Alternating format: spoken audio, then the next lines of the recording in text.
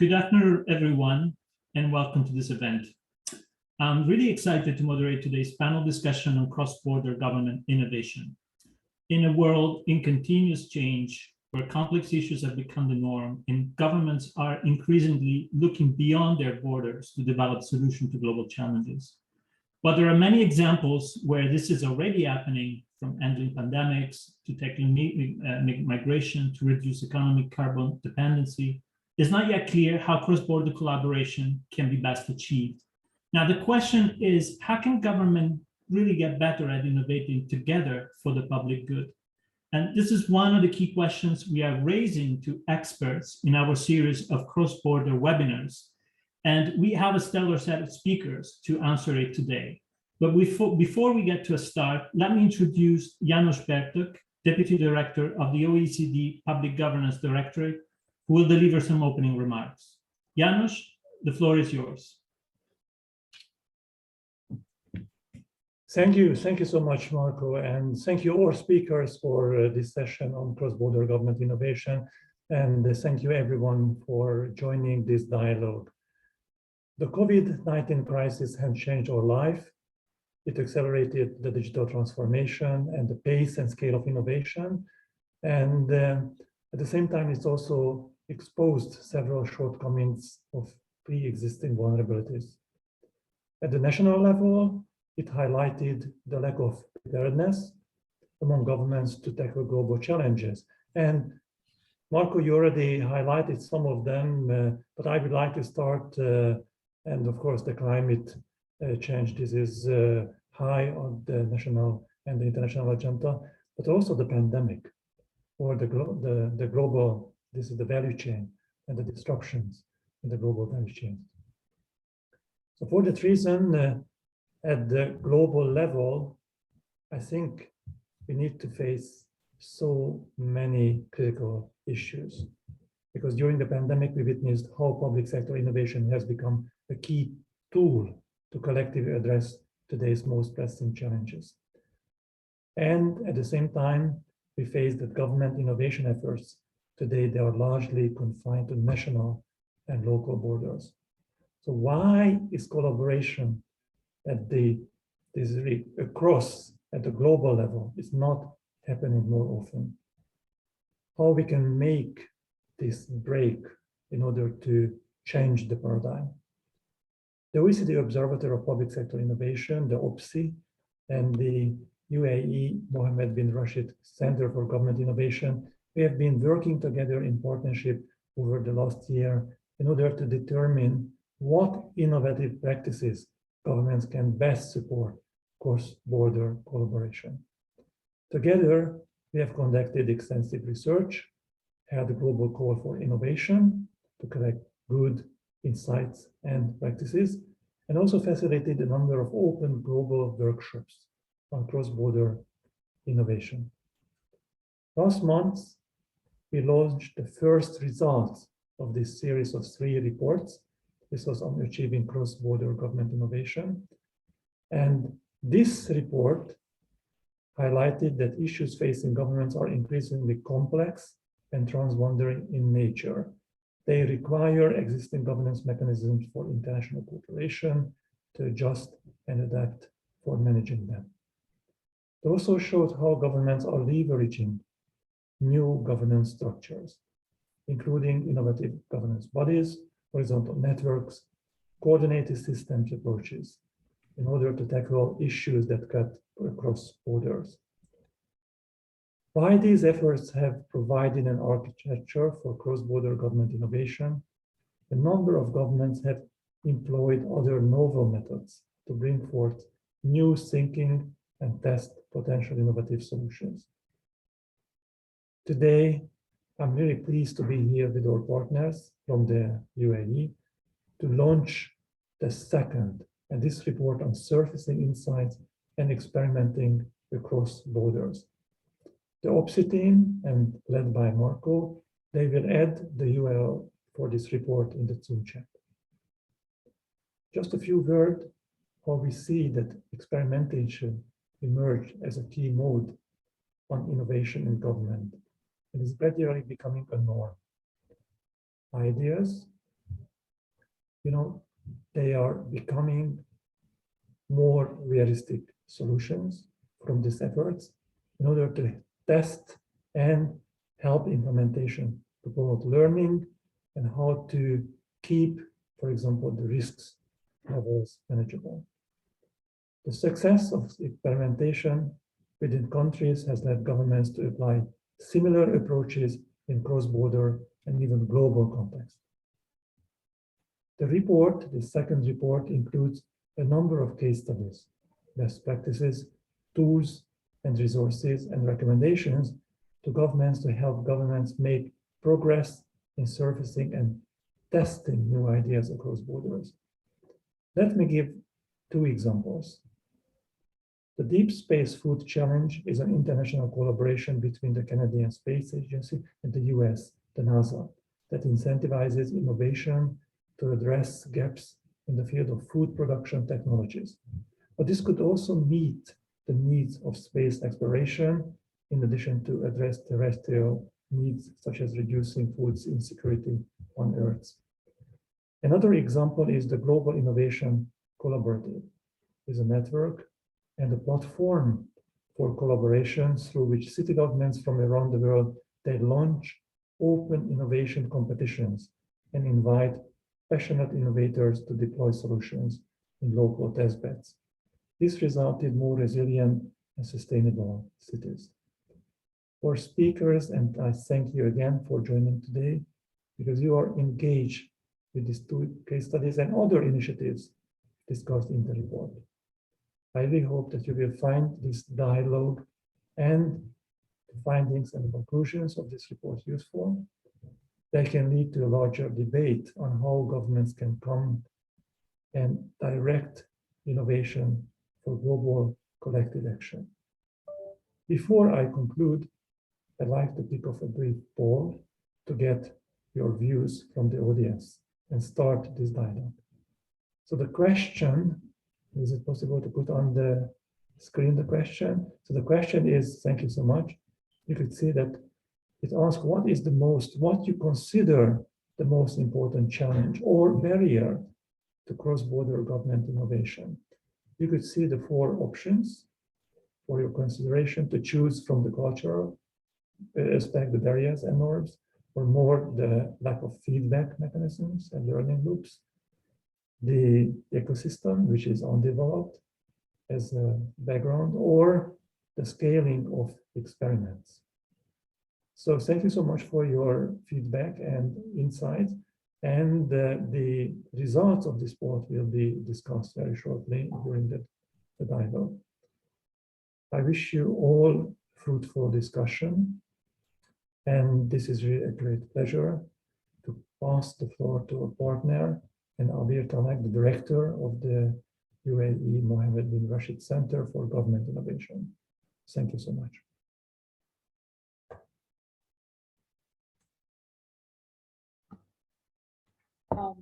Thank you, and it's always a pleasure to be with this group. Happy to meet everyone, and allow me to share my screen.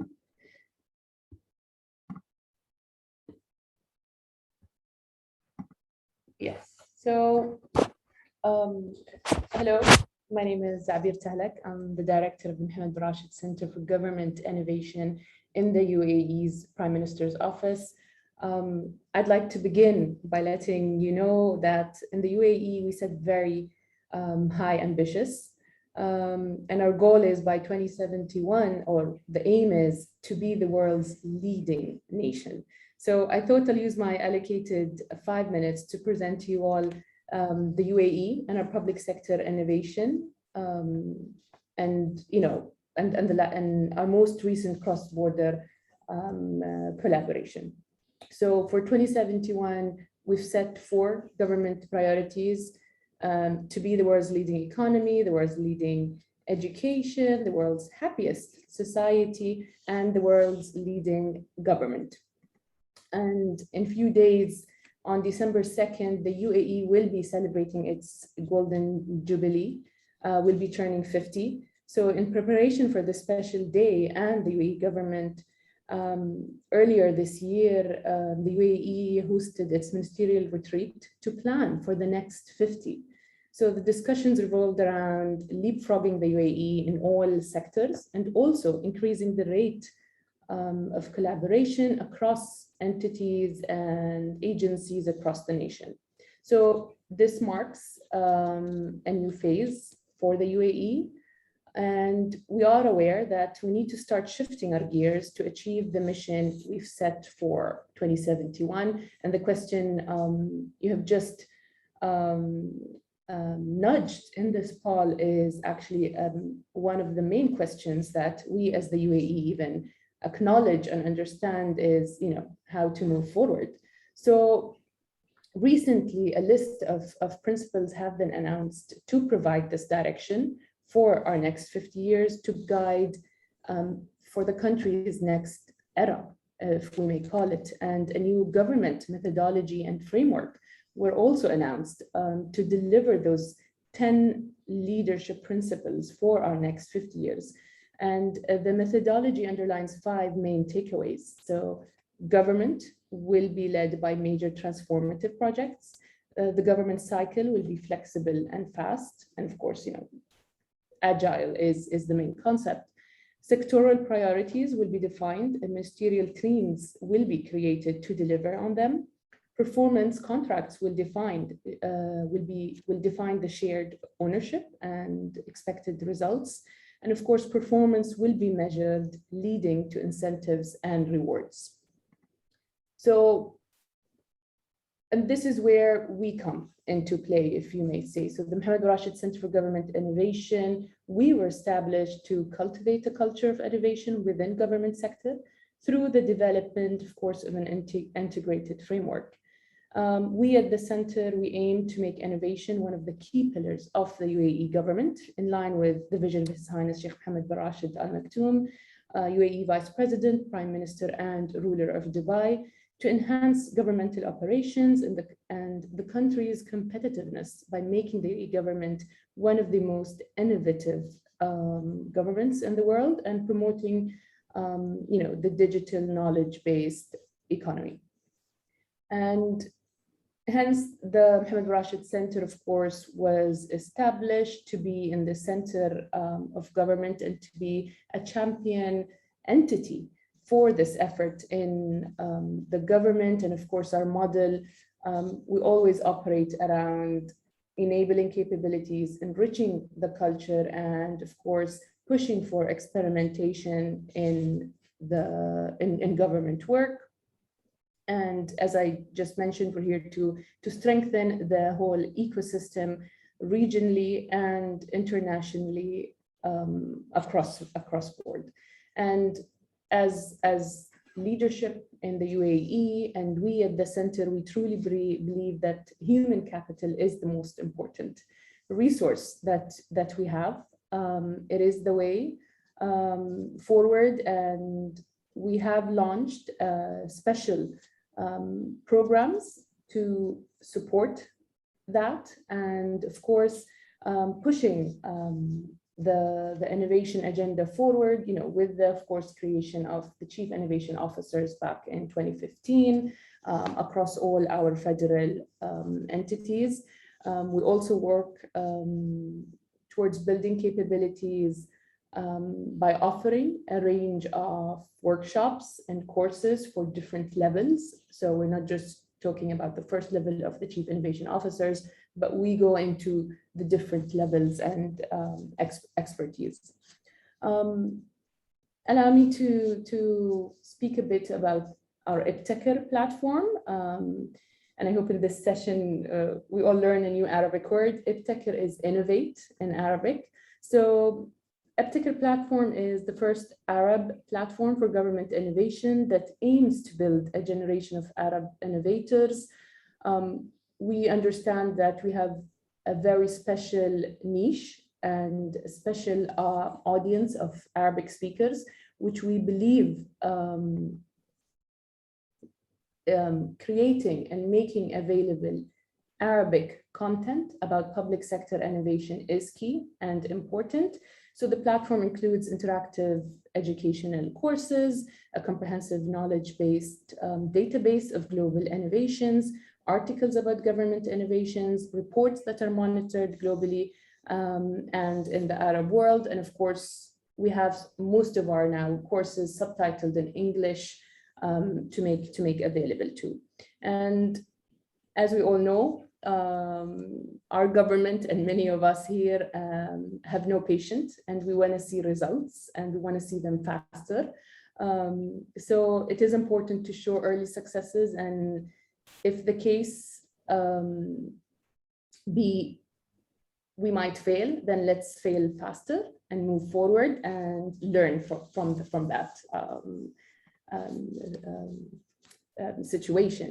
So crisis mode, and yes, we have a whole mentality of acceleration, frontline empowerment, leadership buy-in, who's the right mix of team members, and create that permission and that space to innovate and make different solutions. And of course, my colleague Abdullah will be joining the session next in the conversation, who will be able to speak about it more. So the government accelerators is a methodology that became a product with many governments that, of course, my colleague Abdullah will be speaking about further later.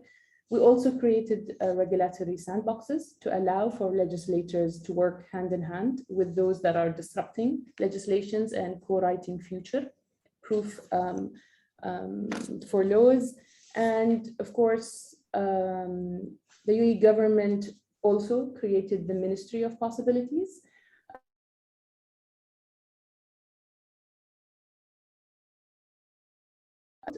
It's the first virtual ministry because it's not just one minister leading it, but multiple ministers from the current cabinet lead nationwide priority portfolios in this space, where we give permission to disrupt and ask the difficult questions and to incubate and solve the systemic impossibilities of our government.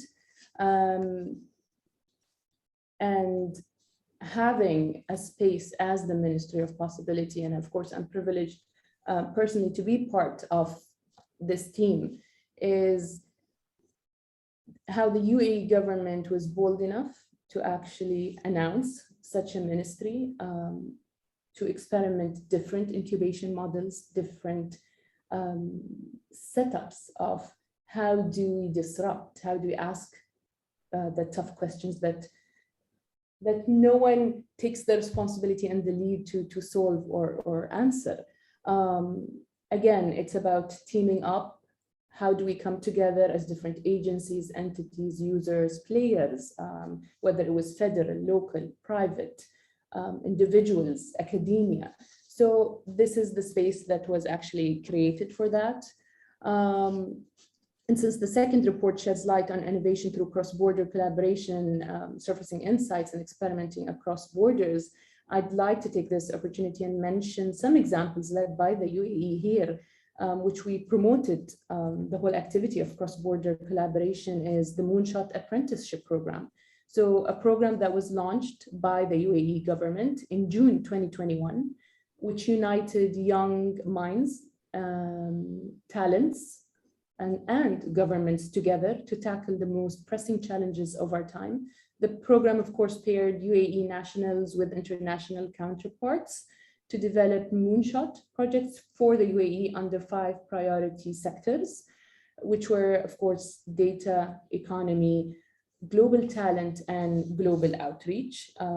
We made that possible, and it was a physical apprenticeship program here that we hosted in the UAE. And the second program that was even launched was the Moonshot Pilot Grant. An outcome of the Moonshot apprenticeship program, where it's a call for international community to test groundbreaking ideas in partnership with the UAE as the UAE counterpart in that project. So the fund could reach up to $100,000 per project. So I invite you all to take part and of this opportunity. And the deadline has been set to November 28th, but please feel free to submit and log in. And of course, we have Jeff Morgan with us today, which he led one of our main pilots about anticipatory budgeting, of course. So this whole notion came through that, being the center where we want to experiment and we want to explore those concepts. If I may move to my next slide, if this allows me, yes.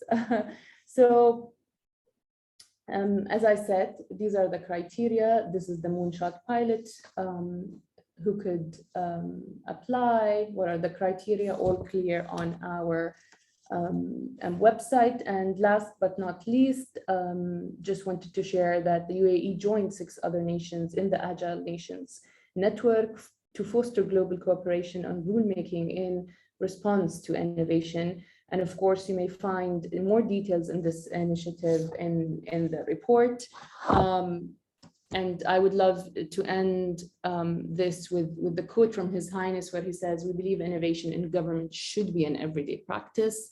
Our vision is to be among the most innovative governments in the world." And I would like to thank you all for joining this session and being part of it, and looking forward to the discussions ahead.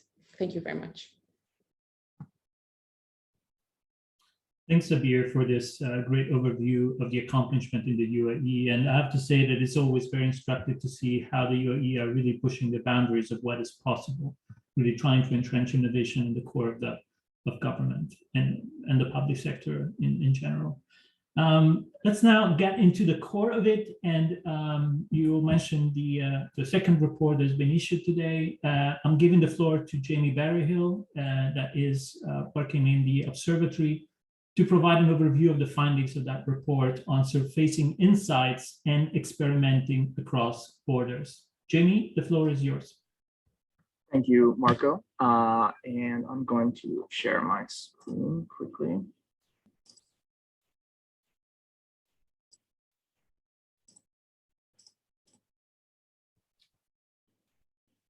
Can you see my screen?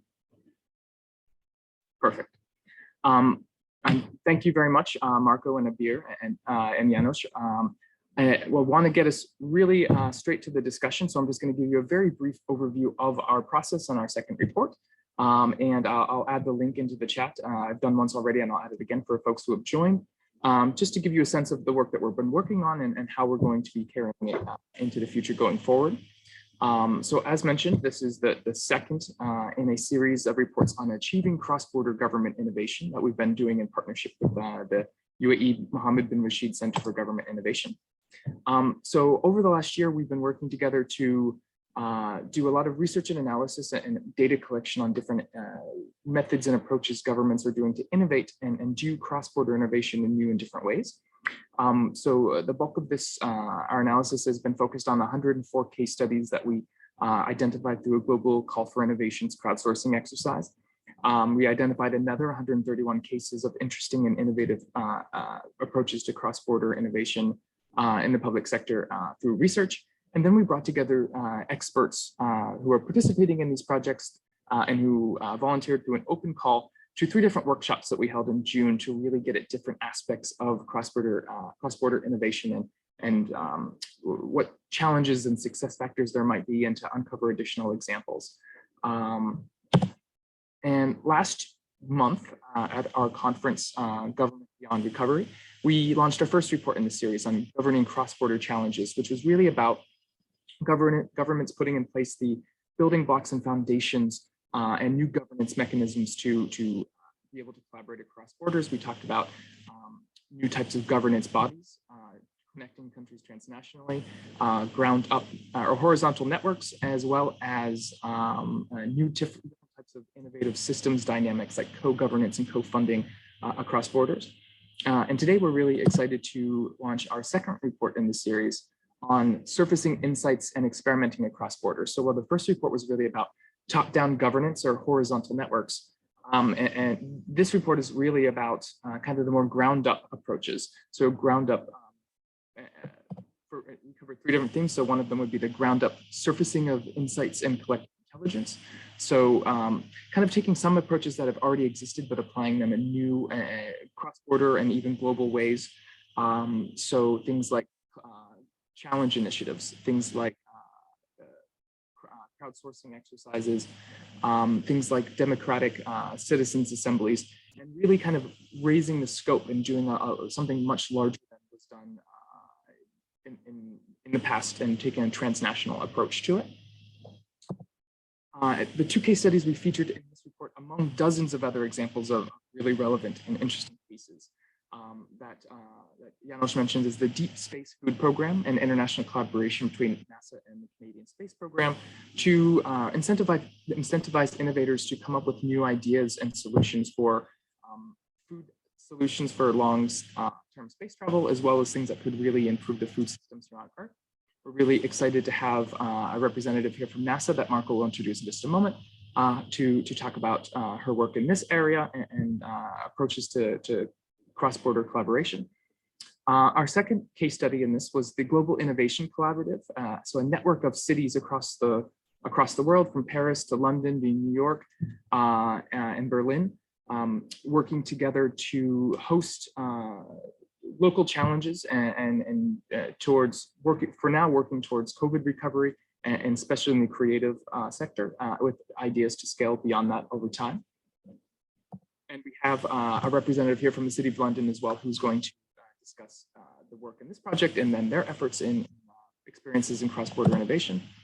And then our second theme for this report, the second of 2, we talked about experimenting and testing across borders. So testing new ideas and finding different ways to scale things in a cross-border way.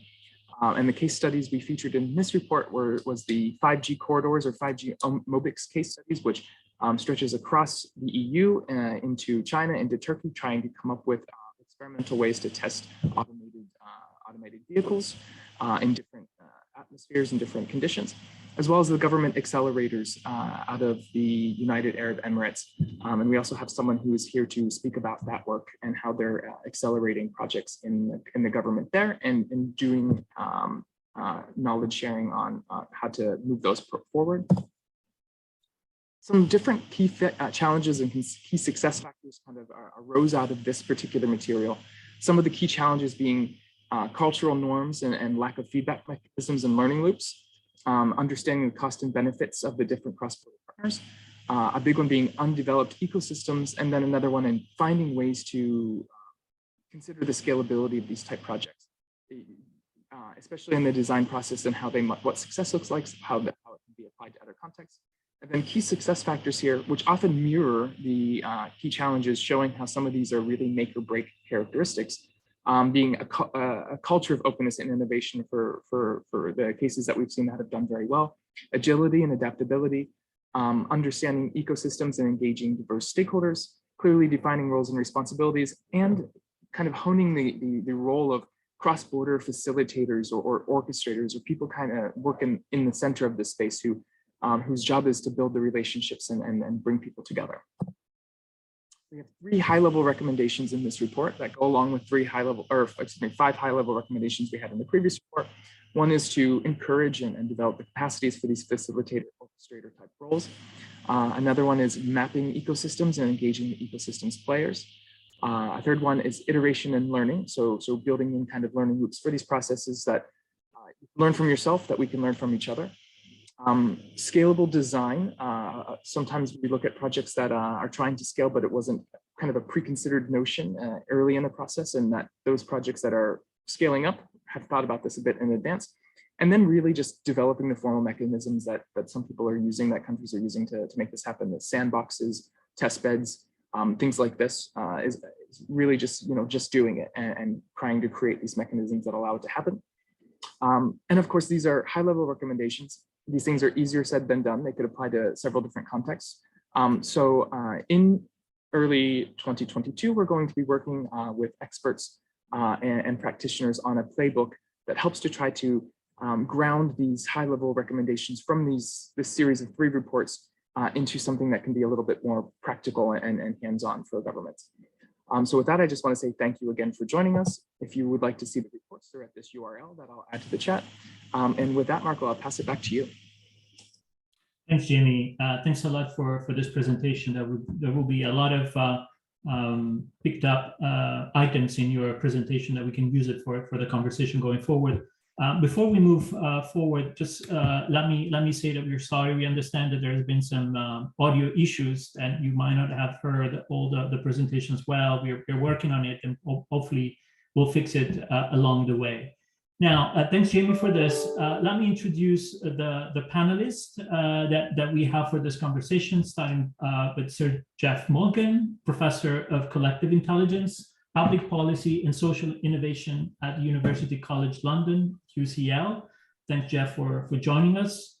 Abdullah Al-Jarwan, Senior Project Manager of the Government Accelerators Program in the United Arab Emirates. Jen Gustatich, Director of Early Stage Partnership and Innovation at NASA. Thanks, Jen and Abdullah, for being and joining us. And finally, Theo Blackwell, who's the Chief Digital Officer at the Office of the Mayor of London. Thanks also, Theo, for joining us for this conversation. Thank you all. And perhaps I'm intrigued to see the results of the pool, if someone can put them up, and we can perhaps use it and reflect on that as we kickstart this conversation. I think that we can just start with a short introductions of yourself. And perhaps what I want to hear, starting from Jeff, how does your work relate to the topic that we are discussing today? If you can tell us a bit about your experience in cross-border, in collaborating across borders, and if you see anything that really surprised you in this results of the pool that has been shown up now, we can see that there's basically the highest challenge or the most felt barriers is underdeveloped ecosystems to cross-border collaboration. Jeff, your reflection, the floor is yours. Well, thanks very much, Marco. And I'm very glad you're doing this project, and I enjoyed writing the preface for it because I'm sure this field is going to become more important. And I think the most striking thing about it is the contrast between the emergent projects and methods you've described, blocked by cultural and other barriers, and what we take for granted in other fields. So I'm based in a university, I'm in an engineering department. In science and engineering, almost everything now is global and collaborative. There is shared collective intelligence of the underlying data, experimental results. Most projects involve teams in many, many countries, as a matter of course, and this is normal for the everyday life of scientists. And you could say the governments have learned that it's just more efficient to pool the costs of experiments and research and also pool the benefits, unlike perhaps the patterns 100 or 150 years ago when most of the work would have been done within national boundaries. And we've seen this in the last 18 months very visibly with COVID, the previous work of Gavi, the work of vaccine development, all of which involve many countries, the work of COVAX. And so the question in a way is, why is this not more normal in other fields? Why do governments not more normally collaborate to experiment perhaps with schools, new methods of maths teaching or policing or public health or reducing carbon emissions in neighborhoods? And there's a contrast as well between, I think, what is now quite efficient methods of evidence orchestration. Part of my work now at UCL is running IPPO, the International Public Policy Observatory on COVID, where we pull together global evidence and experience on things like care during COVID. And the OECD has done fantastic work over the years of this kind of pulling together of global knowledge and collective intelligence. But there's much less collaborative experiment to generate the new evidence. We're mainly gathering material from individual national projects, policies, and so on. So that's why I found this report so fascinating, as Jamie was saying, projects from space food to cities to banking. There is a small emerging sector of organizations doing more of this. JPAL in poverty and development. In my last job at Nestor, I used to run the Innovation Growth Lab, about 12 governments pooling funding for experiments on business support. The UNDP Accelerator Labs in nearly 100 countries are doing parallel experiments, but it's still a very emergent field. And I think, as the report shows, there are sort of high barriers and transaction costs. Each is almost done as a one-off. It's not quite clear whose job it is to do this. In science, there are well-established disciplines, journals, funder norms, things like the Horizon programs in Europe. We don't quite have the equivalents in this field. And within national governments, the UAE is obviously an exception. Very few governments have stable roles, structures, and funding streams, even for innovation within their own countries, let alone for this kind of collaboration. And yet, and this is perhaps a final point to make, in lots and lots of fields, we are seeing the emergence of what is sometimes called minilateralism. The multilateral global organizations often struggle to have legitimacy or capability to solve problems, and yet the national level is clearly too small. So lots of different collaborations of groups of countries around different tasks. And this field of innovation is bound to be an important space for minilateralism. And the more OECD and others can do to reduce the frictions, reduce the transaction costs, the better for all of us, I think. Thanks a lot, Jeff. And I want to pick up on one of your points about tackling barriers to cross-border collaboration, and perhaps going to Jen and see how that looks like in your context at NASA. You know, is it really about one barriers after the others, that no one has responsibility for that? How do you perceive that from the standpoint, from the project that you're leading? Yeah, thank you. And Jeff, just so many things I could riff off of what you just said. Always great remarks. And thank you for having me and NASA today to talk a little bit about deep space food, but also how we think about some of these topics at the agency. So as you noted, I'm the Director for Early Stage Innovation and Partnerships for NASA.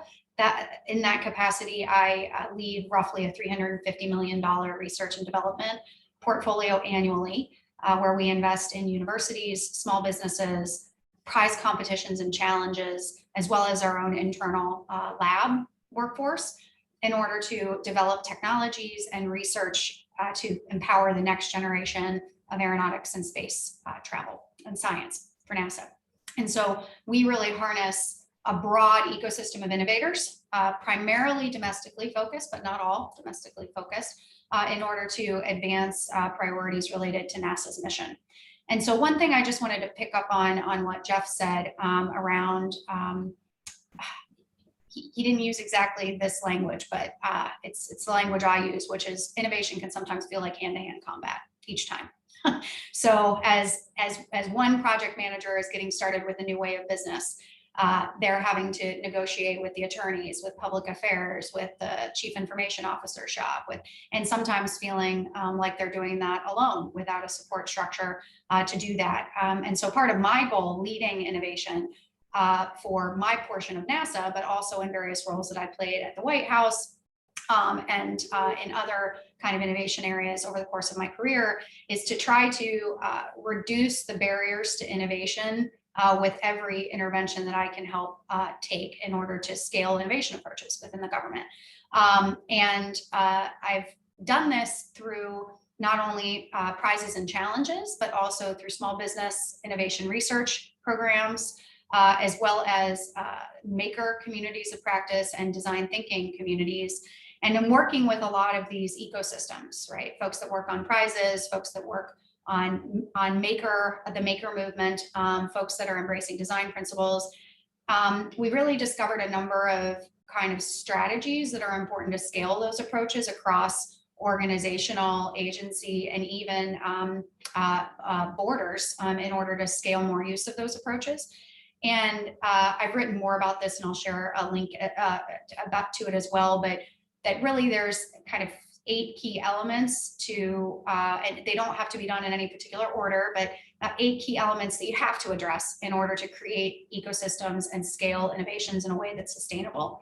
One being the legal and policy frameworks that you are operating in, and not assuming that those are static. You can actually change the law in your country through legislative proposals and through other mechanisms, depending on where you're located. But sometimes it does take a legal change, like it did in the US with prizes and challenges, to scale prizes and challenges, as well as citizen science. We had to actually work to get new laws passed in order to enable that. Second piece is shared infrastructure and common platforms. The impact of platforms like challenge.gov, data.gov, and other kind of shared platforms that allow people a place to go to get started without it costing them a lot to get started, and also a one-stop shop for the public, is really, really valuable to scaling. Third area is in the emergence and sustainability of communities of practice, connecting people to one another that want to learn at various points in the process, and really supporting those communities. It was great to see some of the things that UAE is doing with some of that kind of train the trainer methodologies, and kind of building their innovation ecosystem and capacity within the government. The fourth is budgets. So I hear a lot, when you budget for a pilot, budget assuming it's going to succeed, right? That doesn't mean that you don't evaluate it and experiment and understand whether or not it's useful to move forward or to scale it potentially differently. But if you don't actually budget for it to succeed, you could lose a year or two in a budget cycle, not having the actual budget to scale it because you only budgeted for a pilot in 1 year. So be thinking about ongoing resources and budgeting. And then the final three that I won't go into much are really taking on those agency processes that can create a lot of barriers, as well as reporting requirements that kind of keep you honest about the results that you're seeing and force you to think quantitatively and qualitatively. And finally, external assessments and impact studies, really the role of taking a real evaluation mindset to what you're doing. And even though it might not always come out rosy, what the impacts are, that teaches you and how you can actually have better impacts the next time. And so we really embrace those principles across a lot of the innovation communities across the US federal government and within NASA. And we've seen scaling of a lot of those approaches as a result. And I hope to be able to talk a little bit more about deep space food a bit later, which is kind of one example of the methods that we use to scale innovation and reach the public in our work. Thanks a lot, Jen. Thanks. This is really interesting. And I'll perhaps want to stay a bit on the barriers questions and the results of the poll, and perhaps turn it to Theo. You are leading one of this project that we have covered extensively in our report, Global Innovation Collaborative. And if you can tell us a bit what you're trying to achieve with that, and what type of barriers you're encountering, in fact, to get it into life and thrive in your space. Well, thanks very much, Marco.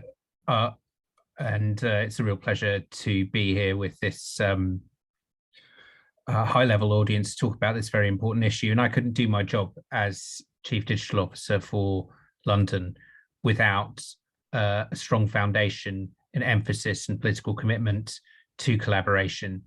That's partly because London is where I sit in City Hall. We're a strategic authority, kind of like a regional authority in the European sense. And we have to collaborate with all of our London boroughs, and we have to collaborate with government departments. We can't just go it alone. And a fundamental part of my work from day one, which was about 4 years ago as the first Chief Digital Officer London's appointed, was to reach out to other cities and to see what we could work on together. Now, up to the crisis, this has been focused more on what I call fixing the plumbing, in that not every city has got data innovation, engagement with the tech community, the fundamental infrastructure 100% right. But each city brings together an area of expertise. And where we all have limited resource, we can learn from each other. And a particularly fertile field at the moment has been working with European cities under the GDPR framework on what's called Cities Coalition for Digital Rights, where we're exploring the ethical foundations we need to innovate responsibly using AI. And that's totally invaluable. So the background, I would say, to city and international collaboration has been that fixing the plumbing, like learning the common methodologies and learning from each other. Now, during the crisis, we needed much more immediate action. And this is where we started to create the network between Berlin and Paris, London and New York, supported by Bloomberg Associates.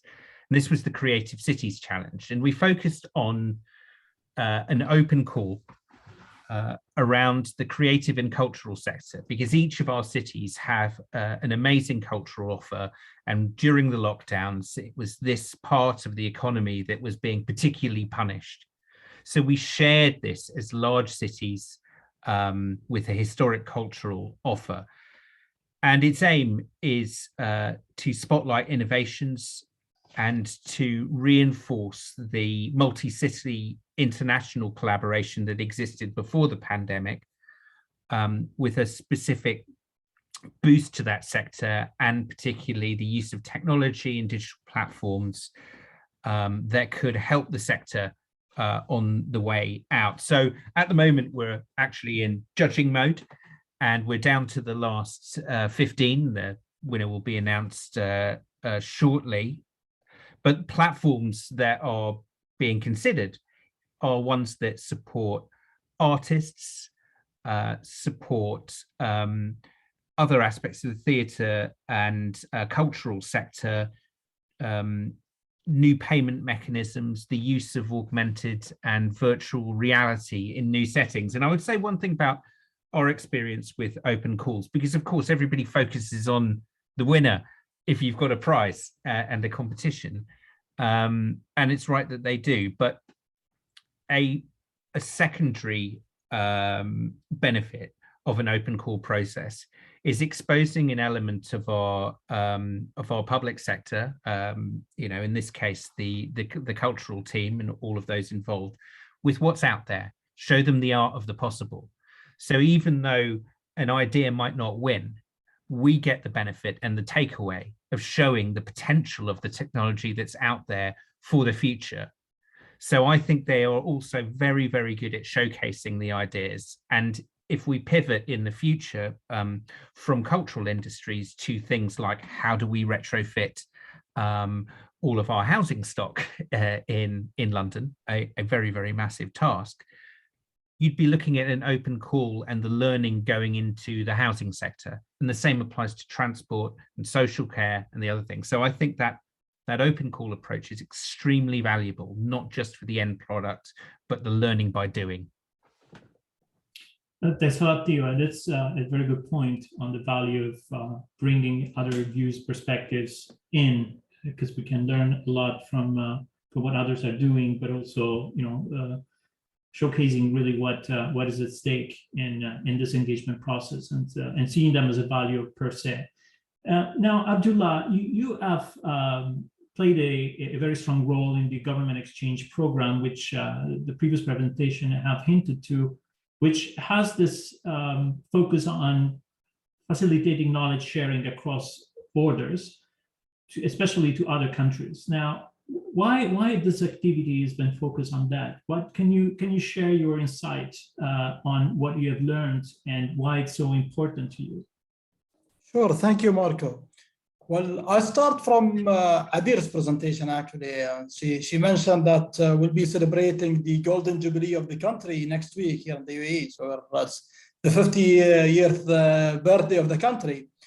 So speaking of back to 1971, when the UAE was first established, one of the main principles of the country back then, and it keeps growing day after day, and it's also part of the 10 principle for the next 50 years, is actually the international collaboration, the assistance from the UAE to different countries in the globe, regardless of the relation with the UAE, their location. So we have this culture of sharing, basically, whether it is monetary, non-monetary, financially, and it's really obliged from the leadership of our country to showcase our best practices and to actually share with friendly countries and brotherly countries of the UAE.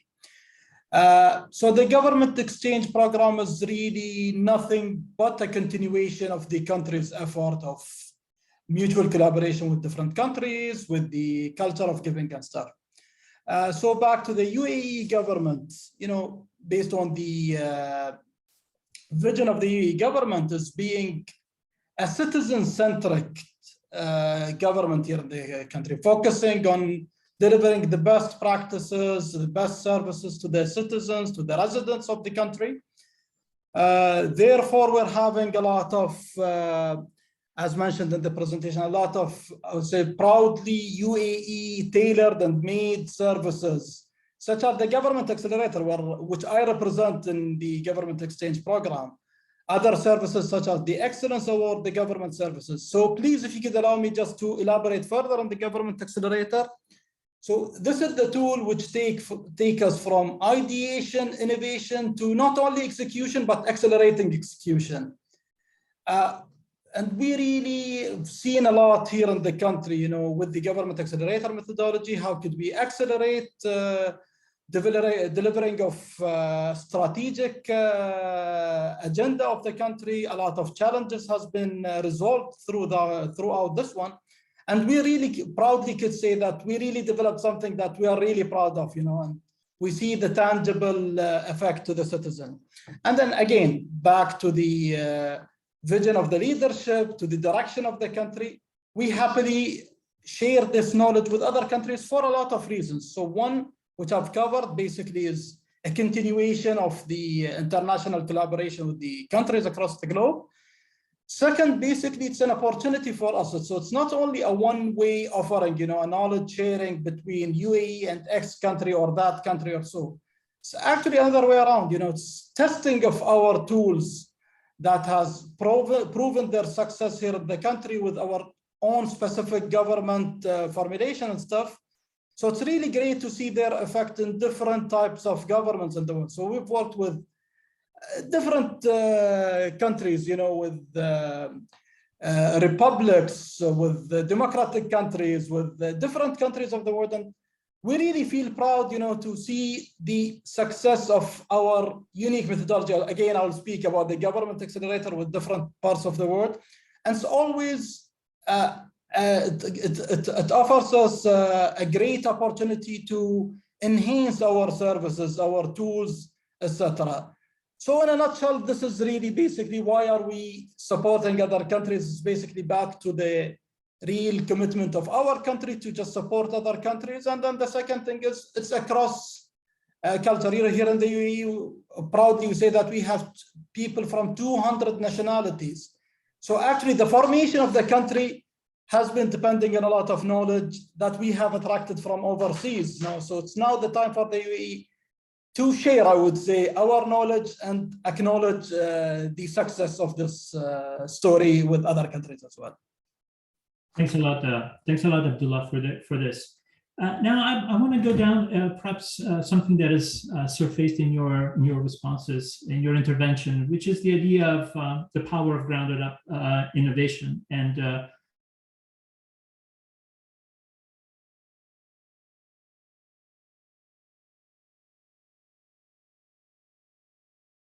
collective intelligence and policies. Now, why this concept is particularly important for policymakers, and how does refer connect to innovating across borders? So I think there's two different dimensions of meaning here, both of which have been mentioned by the other speakers. The first, in some ways, is a very simple idea that the most creative ideas or insights probably won't come from within your organization. So the more you can harvest knowledge from anywhere, as Jen and NASA have been doing for many years, as Theo is describing, using open challenges, and as the Moonshot Apprenticeship is doing in UAE. This is a quite different way of thinking about problem solving, where you assume that the greatest idea will not be in a top university or within the bureaucracy or necessarily in a big company, and you use discovery processes to find them. And there are now hundreds of different methods for doing this: open innovation platforms, collective intelligence platforms, platforms linking farmers, platforms linking teachers, which mobilize brain power in much more efficient ways using the internet. Most governments still don't use these methods, I should say. They are still, novel to most officials, but I'm absolutely certain this will just become common sense in the fairly near future. And the second meaning of collective intelligence is what you then do with the knowledge you gain. As I said, in the worlds of science or medicine, as a matter of course, new discoveries in vaccines or surgical procedures are documented. They're put in journals, they're put in databases, they're embedded in training of the new professionals. There are people whose job it is to organize all of that knowledge. There are people whose job it is to gather the data, not just from successful experiments, but from unsuccessful experiments, because that makes the whole system more intelligent.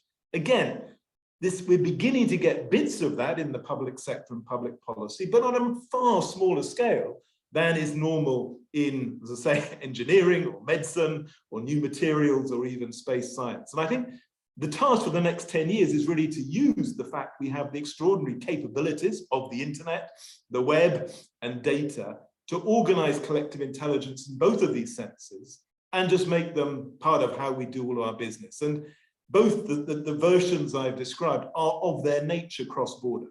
They don't respect the boundaries either of nations, but or of bureaucracies and organizations. And what's key is mobilizing and harnessing intelligence wherever you can find it and then orchestrating it so it becomes useful.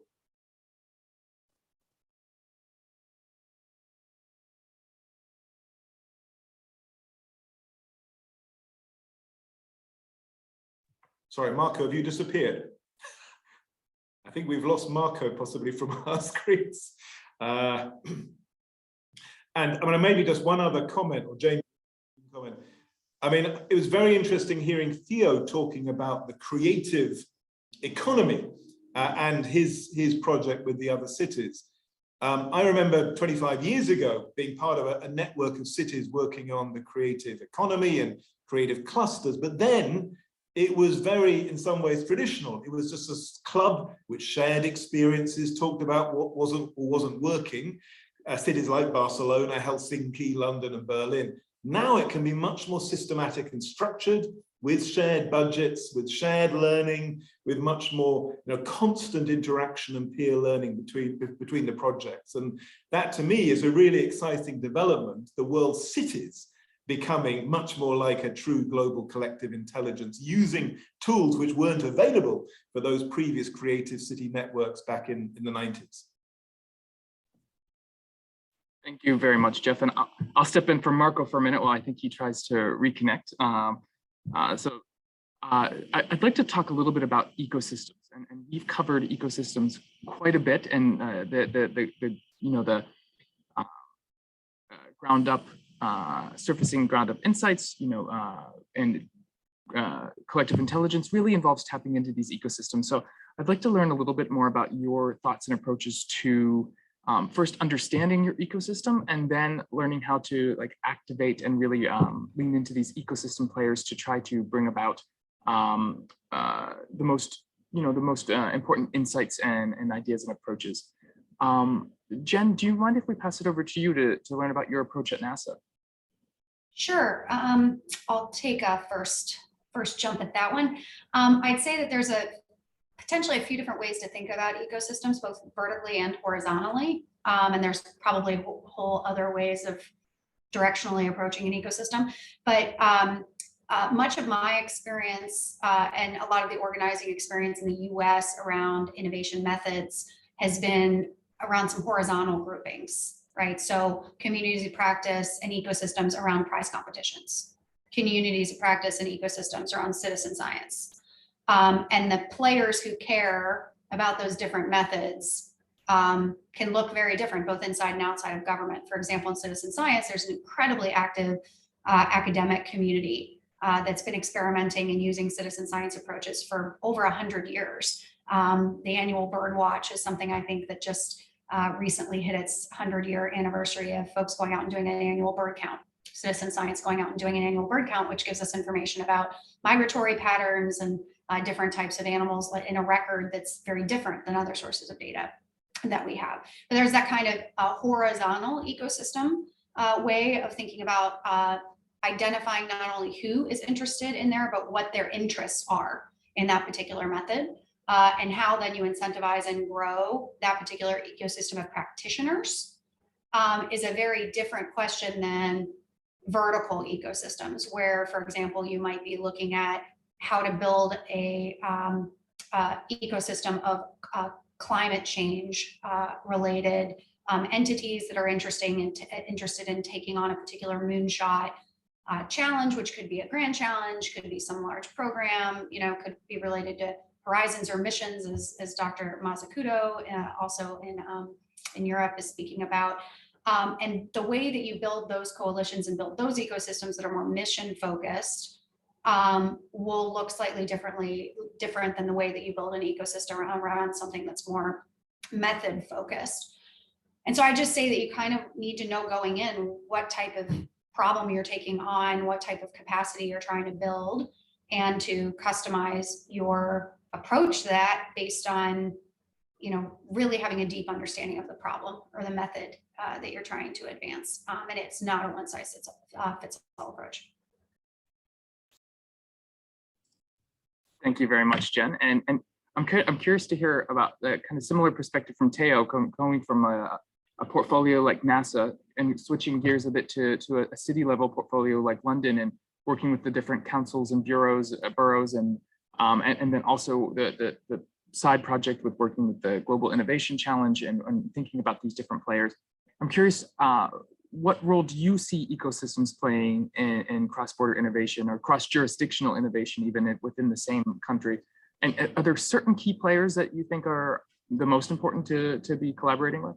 Well, absolutely. And the first thing I did when I became Chief Digital Officer was set up an organization called the London Office of Technology and Innovation, which is led by Eddie Copeland. And that has been transformational in London, and a real illustration of how a small team of less than 10 people can have a completely outsized impact if you bring in the right team to organize and curate and work really, really closely using design thinking and bringing data expertise with a particular ecosystem. And that particular ecosystem was London's 32 boroughs. So it helped to bring organization, create a foundation for much more fruitful engagement with that ecosystem that had really ever happened before. So there are currently about 20 or 30 projects working on sprints with local authorities, everything from understanding our electric vehicle charging infrastructure through to using Internet of Things technology in social care. So really, really exciting work there. And it makes me think and reflect on something that someone said at a conference the other day. I think it was a minister from Norway. He said that people talk about the next big thing as being AI or 5G that's going to be transformational, but in fact it's collaboration, and getting the methodology of collaboration, entering an era of collaboration, is going to be more transformational than perhaps some of the technologies that people talk about. But I just wanted to reflect on one thing, which was, our journey in London. If we looked about a specific vertical, which is data, London's always been good in the field of open data, from London Data Store in 2010 to Transport for London's open API, live feeds of transport data. And it's really interesting about how we, in a sense, our openness right at the start was championed so much that we didn't engage with the ecosystem. So when we rethink how our city data sharing works, how our city data platform works, 10 years on, we realized that just by having and championing open publication meant that we were actually quite far away from the ecosystem. We were so open, we didn't know who our users were. And so when we rebuild our data store that will provide the data fueling a lot of our innovation in the future, we need to do so, one, on the principles that we still champion open data, but two, that we can't do it in such a passive way that we lose our users, that we need to build them into the governance. We need to use open calls around data and really engage data users from universities to business to civil society to the public sector in how we do things. So that curation piece and having the people there to help us curate, for example, the London Office of Technology and Innovation, is really, really important. You can't just be kind of a passive enabler here. You have to invest in the right teams to get the most out of that ecosystem, excite them, build momentum, make it easy for them to engage with you. Thank you, Theo. And as someone whose job it is to learn about interesting things going on and great examples that should be shared, you make it easy from London. So we like what you're doing. Jen, I believe you wanted to loop back into this question to talk about space apps and the Deep Space program. Yeah, I just wanted to give a couple tangible examples of ecosystem building at that kind of vertical and horizontal level that I had mentioned that are also global, that cross boundaries, to give you an example of kind of what that framework I laid out could look like. So kind of on the, and this builds off of what Theo was just saying about, it's not just about making the data open, but building ecosystems around that data. One of the activities that NASA launched actually 10 years ago today, we celebrated our 10-year anniversary this year, was the International Space Apps Challenge. And that is very much kind of a horizontally focused ecosystem building activity, in that it postulates if we put out our data, our software, and a variety of different tools that innovators across the globe can build off of, that we could solve challenges at scale globally in a way that we wouldn't be able to through more traditional methods. And so we're on our 10th year of running the International Space Apps Challenge. And this past year, 28,000 people from across the globe participated in that 48-hour hackathon from across 162 countries, where cities step up and volunteer to host a space apps challenge in their city.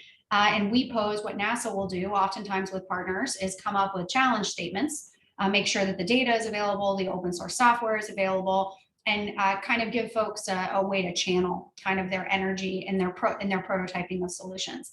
And this year they tackled 28 projects or 28 challenges and came up with just shy of 3,000 projects globally.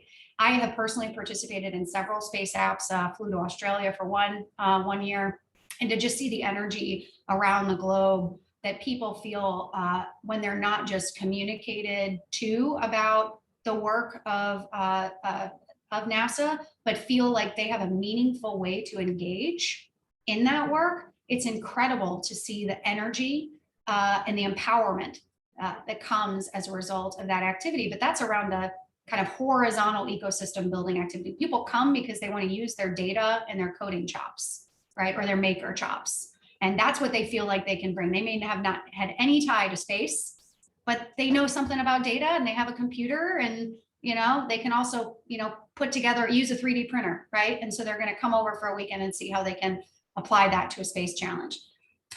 Deep space food, which I know was in your report, is really an example of kind of a vertical ecosystem building. We know we have a challenge related to sustainable sources of food when we're on long duration space missions.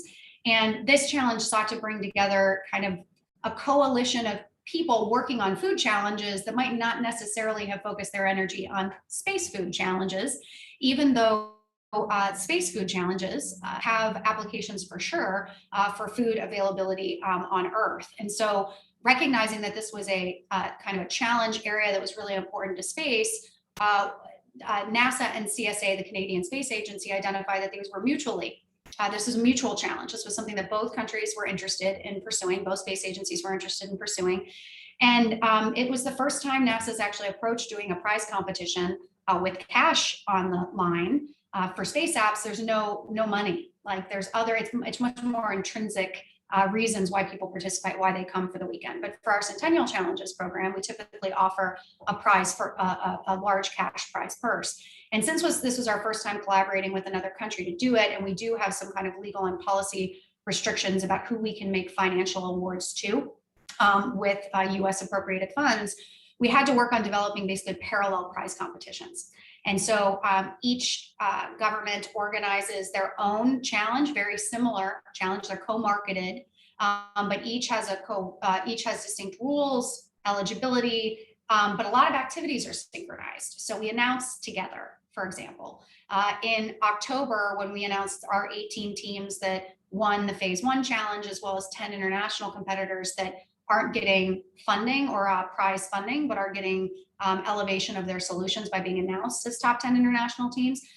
We kind of announced our phase 1 winners together. And we just did a really cool webinar on November 15th that engaged celebrities, including Martha Stewart, astronauts like Scott Kelly and Chris Hadfield from Canada, as well as NASA senior leadership, the CSA president, and a variety of other folks to kind of co-market to different communities. And so we figured out how to run a parallel competition that was still within our legal constructs, but to kind of collaborate on the marketing and the outreach. And it's been amazing to see the energy around various communities globally around helping us to find challenges or solutions to this challenge that not only address serious food concerns in space, but also could help to address issues here, right, on Earth.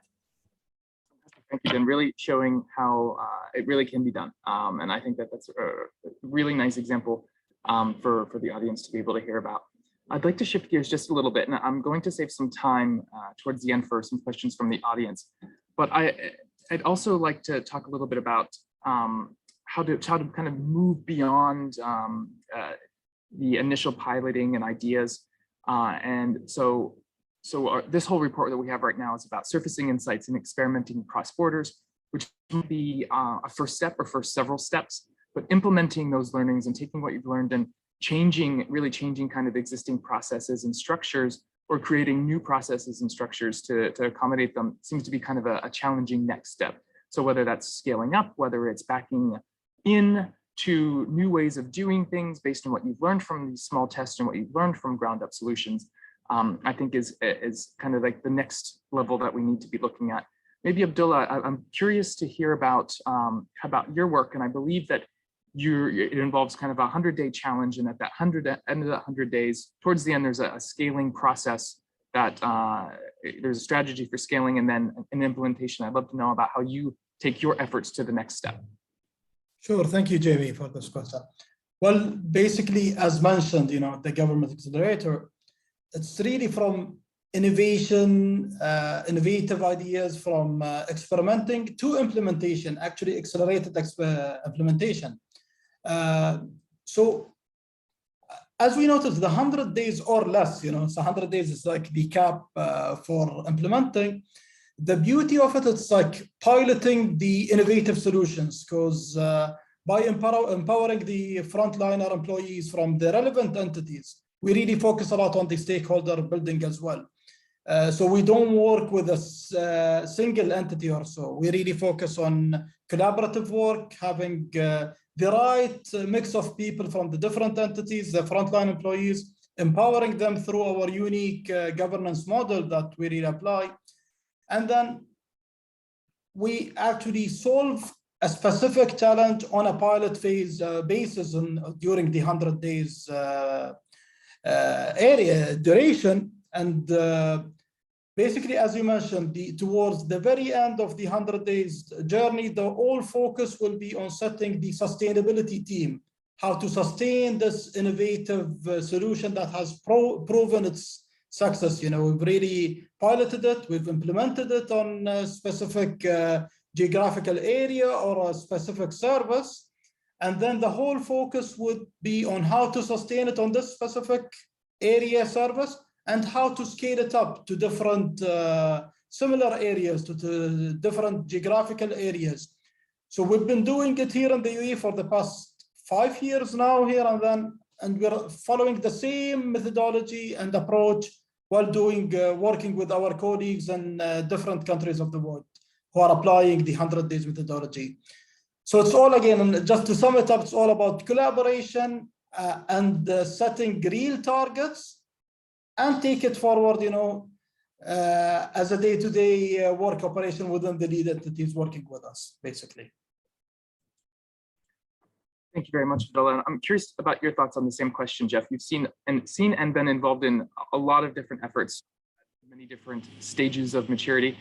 What are some ways that you see are like success factors or ways to scale up, ways to take the learnings from collective intelligence and ground up efforts and spin them into something sustainable?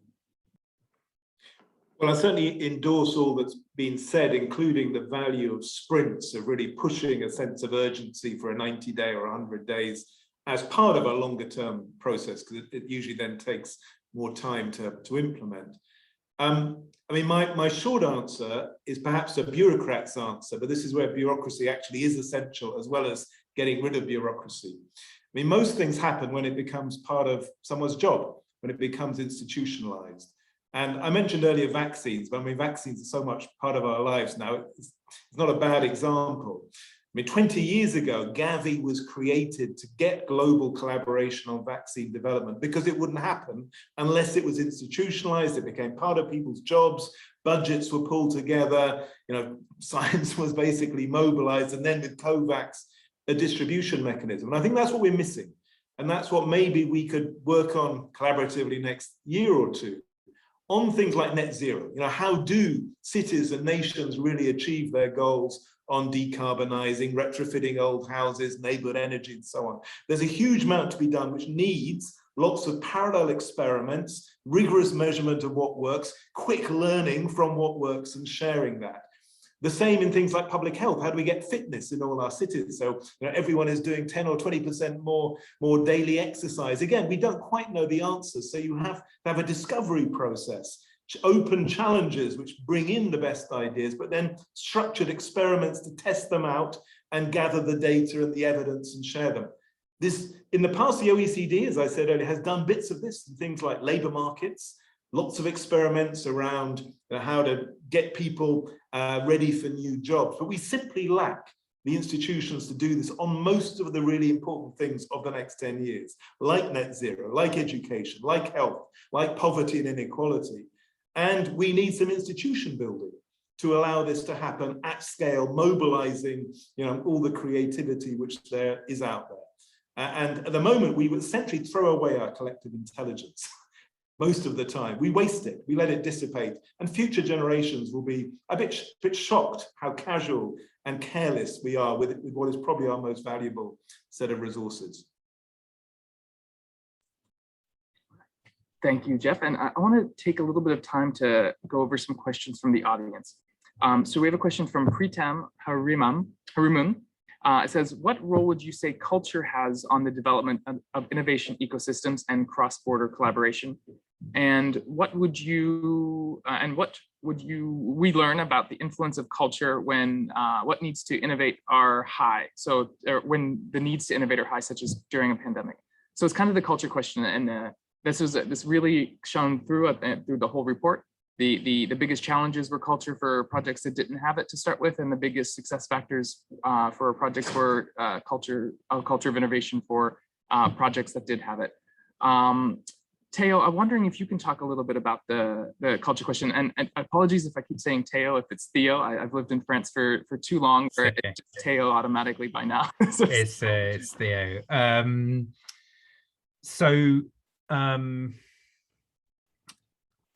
mean, culture and posture is extremely important, and I'll just reflect on this from a London perspective, because the received wisdom was when you were trying to get bits of London, some of which have sort of tangentially see themselves as part of the city, the sort of further out you go. You try and get people to work together, and the received wisdom was you've got to do things right across the board. So you try and do things on a 32 borough basis, because then you'll get scale, and that is more important than anything else. But of course, if not everyone has the same perspective, it creates friction. So we consciously set out, and you go back about 10 years and people were talking about innovation will come if you share lots of services together. And what actually happened there is they became over-governed entities, too much legalese, the promised low-hanging fruit, especially with the introduction of technology, didn't really occur, and they actually become quite unwieldy and expensive. So our approach to collaboration in London took a different stance.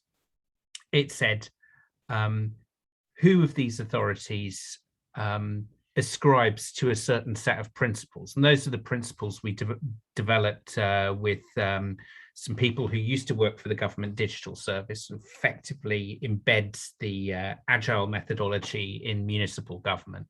And we said, those that agree with this approach, come over here, stump up a bit of money, we will as well. And we created the London Office of Technology and Innovation. So in a sense, we said, who wants to be in the classroom? And it's not to say that people outside of that group don't benefit from what we do, but we specifically wanted to talk to a group, and we created momentum. We created a group of people where it was like basically cool to join. And so now you have a situation where more parts of London are joining this because there's a bit of FOMO. There's like fear of missing out here because something cool is happening over there. And so our door is always open to those that want to join, but we created a certain cultural a bar almost. And that was based around the principles that we want to see in well-designed public services. You go over that bar, you're part of the group, work with us and gain the benefits. And the benefits aren't just ones that are kind of financial or in terms of effectiveness, it's also motivational for that group. So by creating that movement, we had a ripple effect, we think, across London. Thank you, Theo. And Jenna, I was curious if you could provide a few thoughts on culture as well. And then we have a specific question for you. Where we have Quentin Wilson is curious if you think that the NASA challenge approach could be applied towards community social impact challenges, especially around the statement of being energized by people having a meaningful way to engage in the work. And maybe this goes back to even some of your experiences doing prizes and challenges at the White House for other types of efforts. Yeah, thank you for that question. You're absolutely right, Jamie. I think more of the prizes and challenges approaches that I have seen that have applied to different non-kind of technical challenges or outcomes have been in my time while I was at the White House. And actually one of the challenges that came to mind that I was thinking about when one of the other panelists was speaking was a challenge that was actually led by Georgetown University. So not even one that was led by the federal government, that was around trying to identify methods that worked in medium-sized cities for reducing, to try to get to closer to zero emissions at the city level. And they specifically focused on medium-sized cities because the large-sized cities were getting a lot of attention, but the medium-sized cities might have the resources available to be able to start to prototype some of those approaches.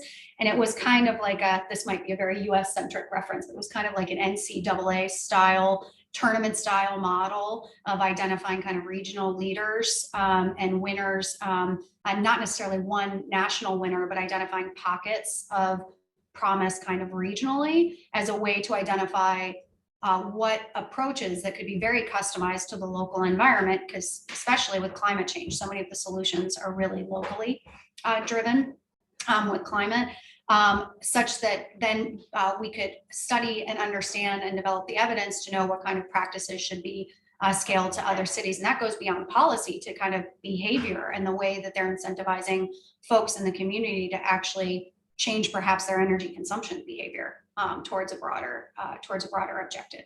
So prizes and competitions and challenges, kind of this way of thinking about the problem first, and then the whom you need to incentivize in order to potentially achieve that outcome, apply across not just science and technology challenge areas, but also around areas of social impact. And we've seen some experimentation there with community college performance challenges as well, trying to understand what makes a community college be high performing. The Aspen Institute did a Community College Excellence Prize that was focused on that kind of evidence and understanding around what makes a community college a high performing one versus not a high performing one based on education metrics that can be kind of difficult sometimes to navigate. So yeah, I'll just stop there. Thanks, Jen. I think we just have one kind of question for the panel in our last few minutes, and just trying to think prospectively a bit towards the future in this field is, where do you see cross-border collaboration going? We talked a little bit about it with like mini-laterals, and so I would just get maybe a 1-minute answer from each of the panelists. Do you see this as a phenomenon that's going to be increasing? Do you have any specific things that you think are going to be like the big button issues that we should all be working on together in the next 5 to 10 years? Or how about you first, Jeff? I will just say, and I echo some of the things that that other panelists shared today, that many of our largest challenges today are inherently cross-border. And so there are going to need to be ways that, even if from a process standpoint, it's difficult to figure out how to, from a process, from a culture, from an ecosystem health and building perspective, that it's difficult to kind of do it together. Many of the challenges that we face as a globe today cannot be achieved based on the boundaries that we've set. So we're going to have to increasingly and work through some of those issues that may be more procedural, but that will then require us to develop strong partnerships and trust and open collaborative relationships with our partners in order to be able to do that. Thank you, Jen. And how about you, Jeff? Yeah, so I mean, I'm just building on what Jen was saying earlier. The European Commission for 10 years now has been running a social innovation challenge competition. This year it's on skills for green jobs. It's been on things like reducing food waste, plastics. And to my mind, the next stage is to really institutionalize those, make them much bigger, much more linked into the policymakers and procurement priorities of people like Theo. I do think we need new ways of institutionalizing this, as we have for science, so everything doesn't have to be reinvented from scratch each time. But at least for the foreseeable future, as several have said, this will be driven by enthusiasm. You have to have people who want to collaborate, and that in a way gets over some of the cultural problems. And that will mean different geographies and geometries of people really working with similar cities, similar nations, similar problems in probably quite messy groupings, quite unlike the UN or the European Union or the more standardized multilateral bodies. Thank you very much, Jeff. And how about you, Abdullah? Your sense of where this field is moving?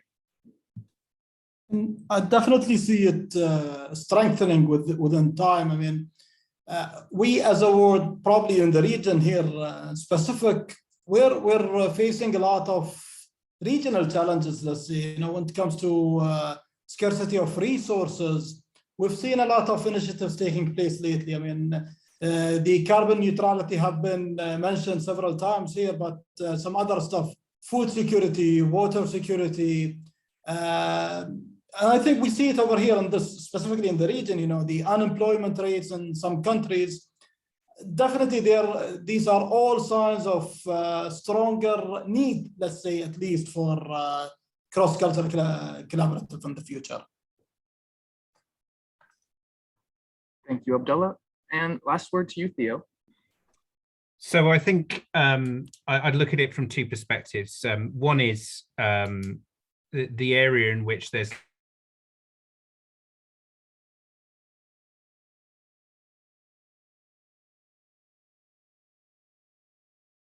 around climate change. And this is collaboration between the public and private sector, because there is a sort of unity of leadership on the corporate board level and public sector board level on that.